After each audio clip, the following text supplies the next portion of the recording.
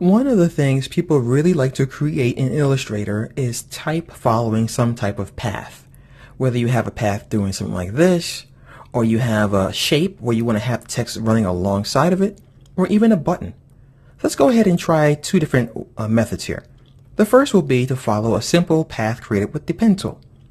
So I'm going to just simply do something like this and give us a nice curve.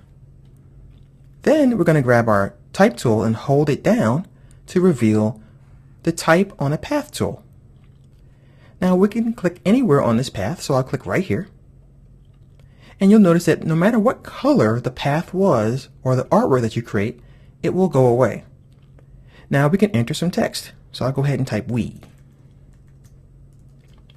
What I can do with this text is edit it just like normal. I can highlight it. I can change the color of it if I want to. I can change the font. So we'll go to something nice and thick.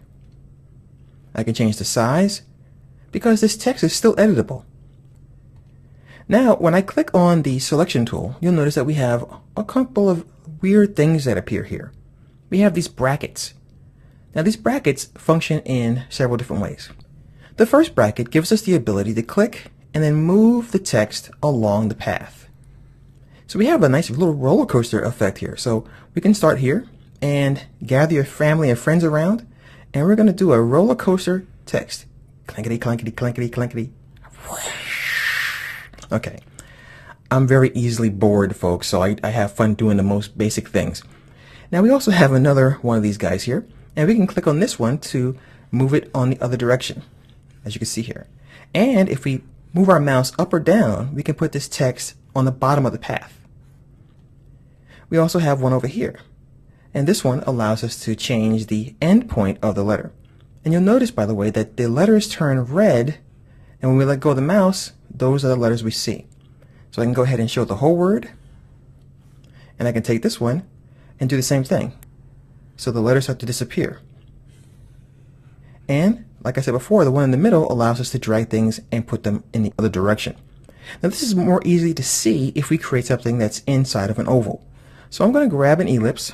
I'll hold down Shift and either Alt or Option to draw out from the center.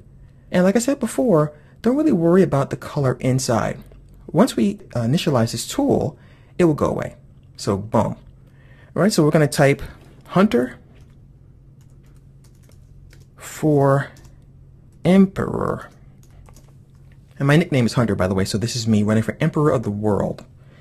So what I'm going to do is go back to my selection tool, and you'll see that we have those brackets again. And as I said before, you can click on it to determine the starting point and the end point.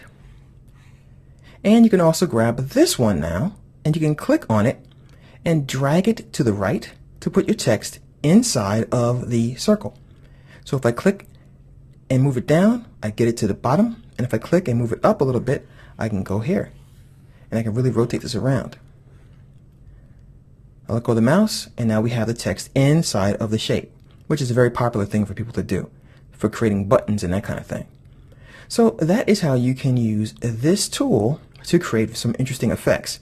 Now, one little trick I want to share with you is if you want to maintain your shape for your button, for example, create your button. All right, so let's go ahead and create a button, and I'll give it a color. All right, so we'll give it a crazy gradient like this. Then copy this. So grab your selection tool, go to Edit, Copy. Then use your Type on a Path tool and put your text. And then once you put it where you want it to go, let's say you want it inside like so, I'll put it right there. Then what you could do is go back to the Edit menu and paste them back. And now you'll have that shape behind your text. So you can always have that original shape that you were basing your text on and just put it right back inside your document.